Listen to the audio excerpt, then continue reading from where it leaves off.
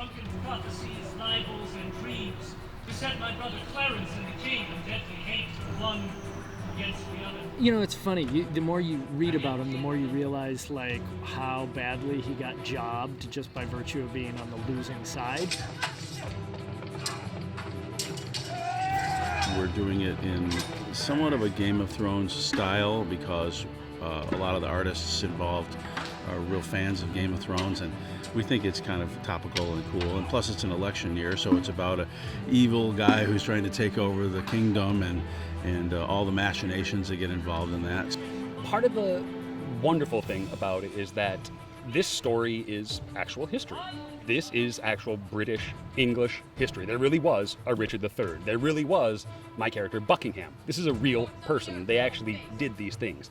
So much of the history was rewritten because of the audience of the time they were writing it for was the winning side, not the Richard side. So there was a lot of skewed information in there that we just really embraced it as a story, as a work of mostly fiction.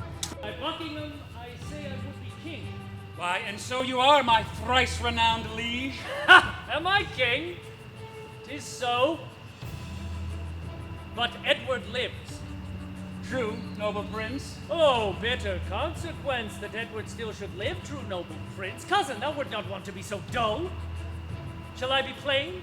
I wish the bastards dead, and I would have it suddenly performed. This story has been studied for hundreds upon hundreds of years, over 400 years. And it's great to tell this story again to people who have never heard of it before. It's been fun to explore, so these people really had this kind of a relationship, so how can we use that, but staying true to the story that we're telling, not necessarily who the characters really were.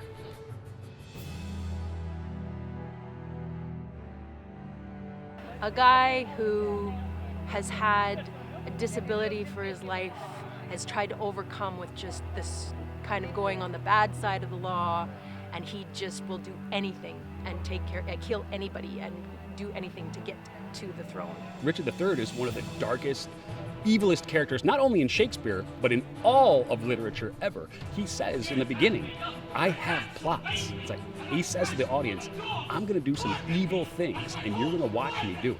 Well, and I love how so much of the magic and the curses and the nightmares, everything has pretty tangible power in this world. Because Richard is just such a terrible, conniving human being, it's like just watching that kind of the machinations of him as he goes and he sets his plots and how like he basically plays a game of human chess.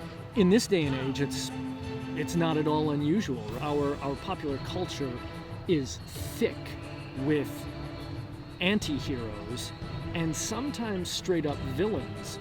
It's a story that everyone wants to hear because it's the story of an underdog, and no matter how malicious and evil that underdog is, you want to see him succeed, even though he is technically the villain of the show, he's technically the hero as well. Gosh, can you imagine if we could curse people now and that would have an effect? Like, what would that do?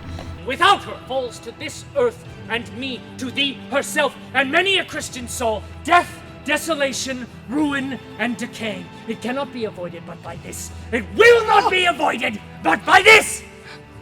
How do we make this character not likable, but hopefully by the end of it, the audience, whether they want to or not, is feeling a little bit for this guy?